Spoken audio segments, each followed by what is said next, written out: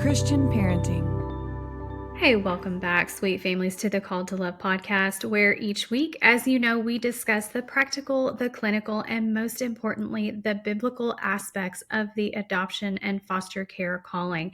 And I just want to take a moment to both thank you and celebrate with you. It was brought to my attention by the Christian Parenting Network that we recently hit within the top 100 parenting podcasts. So this is huge. What an honor. And I just want to say thank you.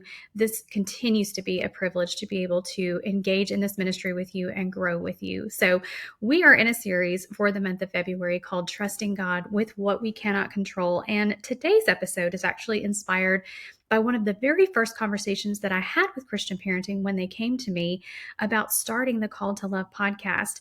And today we're talking specifically about trusting God when we are not able to control our children's choices. Now, when they first came to me and just dreamed up this podcast and becoming a resource for families just like yours, they told me about a family whose adopted son had grown into a teenager, a young man, and he was just continuing to run away and make some very dangerous and self-destructive choices. Now, for all intents and purposes, this family has done all of the quote unquote right things. They adopted him, welcomed him into their home, into their lives. They loved him well and gave him every opportunity at a good life. And throughout this episode, I'm going to share examples from families just like this that I have heard over the years. I'll certainly protect their privacy and their identities out of respect by generalizing some of the details. But I share this because it is all too common. And yet families feel alone in this struggle, and they can take on this sense of shame that honestly extended family, friends, and even their church communities don't always know how to support or address them in. So I'm sharing these as examples, number one, to communicate that if you are experiencing something difficult with your adopted or foster child, you are not alone. It is very, very common as we are stepping into these broken and messy stories and situations for these children that we love so dearly. And secondly, I share this because for those who have stepped into this calling, I want to give you a fair and honest perspective on the realities of these callings. It is not all Hallmark. It is not all roses and butterflies and unicorns and all the things. There is a great deal of challenge in the day in and day out of walking out this calling. And I would not be doing you any favors if I didn't share the realities of that or speak into them in a way that encourages and breathes life, but also says, I see you and I understand and you're not alone. So along those lines, let me just give you some other examples. One of my closest friends who also works in this foster and adoption space with me, she has walked a hard road with her daughter. She and her husband and their biological son, they adopted this young girl as a preteen. She is now a beautiful young adult. She is thriving in a career, and she has made some really, really difficult choices. And the brokenness and the trauma that she experienced as a child before coming into their home caused a lot of strife in their family over the years, where they had to make some really, really tough decisions that I'll talk about in just a moment. But this family faithfully showed up, even in the midst of extreme rebellion and both self-sabotage and sabotaging of family relationships over the years through triangulation and different behaviors. Another example that I can share with you is just recently, a friend of mine had to make a very hard decision, she and her husband, after an extensive time of fostering a teen, that it was time to transition her to another living arrangement for the overall health of both the teen and the family. Another example of this, a very good friend of mine, she's actually an adult adoptee. And though she has shared openly her struggle throughout the years with identity and wrestling with her story and how she relates to her biological family, she's thriving as a beautiful, God-fearing woman, as a wife, as a mom. She has an incredible career. And all the while, her adopted sister, who's not biologically related, but her sibling nonetheless, has chosen a very different path. Very self-destructive lifestyle with broken relationships and very, very difficult choices, raised by the same parents in a loving Christian home, stable, loving Christian home. 2 daughters, 2 paths. It all came down to choices. Another example for you is a family that I was made aware of who adopted their son at a very young age. I suddenly learned that as a teen, he was perpetrating abuse against his younger siblings in the home after absolutely no indicators or warnings of the behaviors up to that point. And that family had to make some really, really hard decisions. So these are just a few examples and scenarios that are all too common. And if we're not careful as adoptive and foster parents, we can fall into this mindset of failure and defeat when our kids do not turn out the way that we had hoped, or they haven't made choices that would define as success. And it's easy for any family experiencing these challenges to question themselves and wonder, what did we do wrong? But friends, that is not the question to ask. In fact, asking that question takes families in the wrong direction altogether, in my opinion. We've talked about this often on this show, but adoption requires a tremendous amount of energy. The same is true for foster care. This is emotional energy, physical energy, and spiritual energy. We have so much that we pour out on a regular basis, and it can be difficult when you are depleted because of negative behaviors and behavior patterns and choices that are made. So we come a lot of times to these scenarios to a place of just not being able to offer a whole lot. Like our energy is just, our supply is low, right? We are depleted. And so my purpose in today's episode is to bring light to the reality of these scenarios, but also to try to encourage you, to help you to redirect your precious and often short supply of energy towards what is actually helpful for you, your family, and the child that may be struggling with some less than ideal choices. So first and foremost, I want to say this. Do not lose confidence in your role as the parent because your child is adopted or being fostered. This doesn't disqualify you because your child has a first family. You have stepped into this calling. That child has been placed with you by God. We talked about this in last week's episode. You have that spiritual authority over that child, but you also have the parental authority over that child. So don't play the adopted or foster card when your child is making poor decisions. Discipline them accordingly. Teach them respect for themselves and for others. And don't allow your children a crutch for life to say, oh, well, I make these choices because I'm adopted or because I have trauma. Now, this can be very, very controversial. I'm just going to say that, especially in the mental health space. And so I want to say this respectfully, but I was so thankful to be reminded of this in our recent episode with Tori Hope Peterson, where she was talking about how our children need to be held to high standards, biblical, respectful standards of behavior and self-conduct, not unachievable ones, but high standards that will communicate trust and value to them as they learn to overcome the difficult parts of their story. We cannot live in fear. Our kids, though, yes, they are going to experience some form of trauma, of struggle within themselves to reconcile their story and why their life is the way that it is. We as parents cannot live in fear because our children are fostered or adopted. Listen, kids pick up on that posture. And quite frankly, remember, we're all born with a sin nature. And so children will take advantage of that if they can. So again, we've talked about this on the podcast a lot as well. Love looks like confidence. And oftentimes, as a parent, whether they're biological or not, we've got to be many steps ahead of our kids because kids are smart. And manipulation is a part of that sin nature. So we've got to be confident in our love and our authority for our kids. Worrying that any wrong move that you make is going to ruin your child or just set them back in a way that they can't come back from it, it forever undermines your own confident authority that your children desperately need. And so don't be afraid when there's a misstep. Don't be afraid when you lose your temper. Don't be afraid when you realize that you didn't understand the depth of their trauma or their experience as well when it was expressed. You don't know what you don't know. So don't worry about making those wrong moves. And remember, with proper guidance and care, the brain can rewire and trauma can heal. So yes, trauma is a factor, but our traumas do not have to dictate our choices. We all have the ability, with the proper care and support, to break destructive patterns and to choose healthy habits, relationships, and mindsets.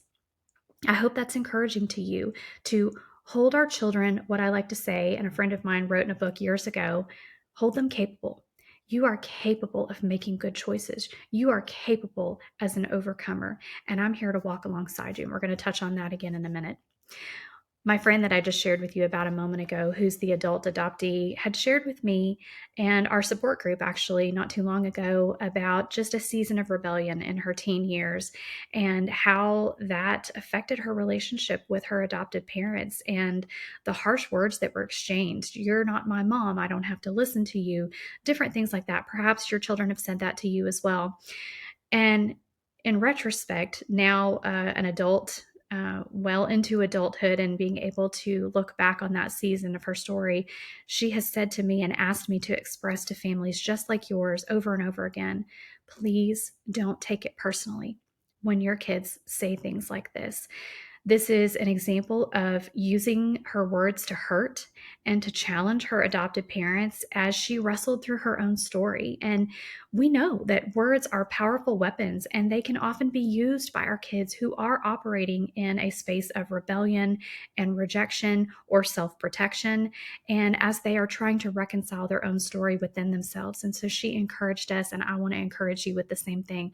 Don't take it personally. It is a reflection of the own struggle of their heart and not their need for you or their love for you. Now, referencing my other friend who had just had to make a really tough decision with a different living situation for her child. Listen, friends, when safety is a concern, sometimes love looks like hard decisions. As agonizing as they can be, there are appropriate times to consider and have the conversations prayerfully related to residential care, rehabilitation programs. There's an excellent program out there that I would encourage you to research called Teen Challenge. And these are all examples of this doesn't mean you've failed. This doesn't mean that you don't love your children, despite what they might say. When children are in a season of trauma and rejection and frustration and anger about their story, they're going to lash out at anything that looks like they are not in control. And so situations like this, where it is a safety concern for the child, it is a safety concern for the family and the home, and you need to be exploring these options, please do not feel like a failure because of your children's choices. Consider the fact that you are still that authority placed by God over them to make the best and safest choices on their behalf. I jokingly say this to my kids all the time, and I'll just say it from a brain science perspective. Whether you have trauma or not, our frontal lobes are not fully developed until, and they keep pushing the age back, by the way. Originally, they said 24, 25. Now it could be as much as 27, 28 years old. And this is a functioning adult who may not have experienced those adverse child experiences that we've talked about on the show before. Everybody takes a while for their frontal lobes to develop. And so that affects our decision making. It affects how we understand how our choices and actions affect others. So I jokingly say all the time in my home, hey, I'm your walking frontal lobe because yours isn't fully developed yet. And I don't say that to talk down to them. It's kind of a laughing matter, but it is a way that I remind them, like, hi, I am the authority placed over you as your mom. Your father is the same way. We are here to help guide you in your decision-making processes because despite what you think, you don't know everything and you don't understand the full gravity of your choices and consequences that may come as a result of your decisions. And that's the beauty of the parent-child relationship designed by God. It is guidance, it is discipleship. And so sometimes we have to make these hard decisions for our kids, understanding that this is in their best interest. So families, if you have found yourself in this situation or if you are wrestling with this conversation right now, I want you to hear that you have not failed if this is the best option to keep your child and all of the members of your family safe. Now, in the midst of all of this, it is so exhausting and we can feel incredibly weak in these seasons as we are wrestling with these hard decisions, as we want to express love for our children and see them thrive, but yet we are absolutely being inundated with the challenges of their behaviors and their choices. I just want to say this too. It's okay to be weak. It's okay to be a confident authority for your child, but also be weak before your heavenly Father. 2 Corinthians 12:10 says, "So I take pleasure in weaknesses, insults, hardships, persecutions, and in difficulties for the sake of Christ. For when I am weak, then I am strong."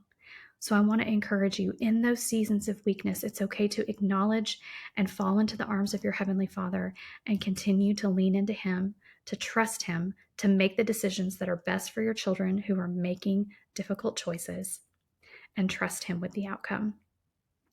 Next, I want to encourage you with this. Perfection is never the expectation. And full disclosure, if you haven't listened to the podcast for very long yet, I am a strong-willed mama, and I am raising a very strong-willed adoptive daughter. So do you think that that is a recipe for perfect interactions every single day? Absolutely not. No one, not one person on this earth is going to respond perfectly every single time a conflict or a challenge arises in the parenting journey. This is not a fair expectation for us to set on ourselves. Despite what social media says and all of the parenting self-help books, we're going to mess up. Our kids are going to mess up. Think of it this way: God is the perfect parent, He is the perfect father, and His kids, us, we still mess up all the time. So don't set that expectation that you have to be the perfect parent in order to make sure that your child succeeds or doesn't make bad choices or doesn't know how to receive love properly or is able to ultimately overcome their trauma, right? That is not for us to carry. On the flip side of that, little failures paired with humble apologies will not irrevocably damage your children. In fact, I would argue that these moments of failures and apologies are incredibly impactful at teaching your children what reconciliation and healthy relationships actually look like. So don't live in bondage to your shortcomings for those moments that you feel like you failed. Ask for forgiveness from those that you have wronged and move on to model that walking in freedom of forgiveness that we are offered by Christ. I hope that encourages you today. We've come back to this theme with every single episode, and so I hope that you're starting to pick up on this as we're talking about trusting God with what we cannot control, and we're leaning into these specific topics. We need to release what is beyond our control. So hear me say this very plainly. We can choose to love, and our children may refuse to receive it. Whether that's forever, for a season, we can make that choice, and our children might still make the choice to refuse that. We can offer all forms of help and support, and our children may decline them. We can share the gospel in daily life and conversations, and they may still yet reject the message. But something that has been so freeing for me just in recent months is this reminder that it is not our job as Christian parents, as foster and adoptive parents, as biological parents, as caregivers, it is not our job to rescue our children from their testimony. In a culture that rushes to remove struggles and challenges from our children, let's instead lean into those challenges and remind our children every step of the way that we are here, committed to walking the journey alongside them as long as it takes, knowing ultimately that the Lord is faithful to complete what He has begun. And the benefits of these testimonies for our children in the long run are far greater if, on the other side of it, it produces a strong faith and an endurance to overcome the challenges that they are facing. So we want to focus on what we can control. We're going to release what we can't, and we're going to focus on what we can. A friend of mine posted this on social media just the other day, and it just struck me because it explains the struggle so beautifully. And the quote comes from Kelly Beth Todd, and she says, "Adoption doesn't end at placement. Your child will have a story that is theirs to process, grieve, and embrace in their own time. Your role is to be a safe space for their feelings, their identity, and their questions. Commit to learning, to listening, and to walking this road with humility and grace." I think that's so fantastic because it completely identifies the fact that our children are on their own individual journeys, and we are an influence on them, and we are a guiding hand and voice for them, but they have to walk their own journeys themselves. And that's very freeing for us as parents. And so, what can we control? What can we focus on? Well, number one, we've talked about this in this series already. We focus on our obedience to the call of God on our lives. So, if God has called us to this and we're obedient, we can control that. We control our obedience. Number two, consistency in love, instruction, and showing that healthy authority in your child's life. These are things that we can control ourselves. Number three, provision for their every need. We can control. We know that we are giving our kids everything that they need. I didn't say want. That can be a sticky one. We don't have to just give and give and give beyond their needs. Now, we want to do that because the Heavenly Father does that for us, but I don't want you to feel like you have to overindulge your children in order to help them overcome their trauma. Provide for your children what they need and beyond as you feel appropriate. Number 4, living daily life in a way that displays the gospel. We can control our own interactions and our own self-discipline when it comes to our time with the Lord and our responses to how life is going. When life gets lifey, our kids are watching how we're responding to that. And that is a way that we can display the gospel in the day in and day out. And our kids will pick up on that. And number 5, being willing to learn, to grow, and to change as we are refined by this very, very sanctifying journey. We can control our response to that, and we can embrace the growth that comes on the other side of that. So, friends, wherever you find yourself in the struggle of trusting God with the choices that your children might make or might be making currently, I want to leave you with this. Your identity is not defined by your children's successes or failures. Your success as a parent is not determined by your children's behavior or life choices. Your children's success is not measured by perfect behavior on the outside. Success looks different for every child, and even the slightest progress is worth celebrating, and redefining what success looks like for you and your child in their immediate season will help you to maintain a healthy perspective and continue to support them even in the most challenging of seasons. Next week, we're going to close out our series of trusting God with what we cannot control, and we're going to be talking about specifically waiting for the fulfillment of the plan that He has placed on our hearts. So we're going to be talking about waiting for adoption or waiting to welcome children into our homes. So I pray that today's episode has been a blessing and an encouragement to you. Again, it is such a pleasure and my honor to receive messages from you. I am so excited every time I see those come through, and so please continue to send me your questions, your feedback on the show, how I can better serve you. And until then, go live out your own call to love, sweet families. Thank you so much for listening to Called to Love today. I love to hear from listeners, and so I would love to connect with you to hear your stories and answer your questions right here on the show. You can find me on Facebook and Instagram, send me a direct message, or send me an email at the link in today's show notes. I pray you have been encouraged by today's episode to walk in faith and continue to embrace your own call to love. Until next time, blessings, sweet friends.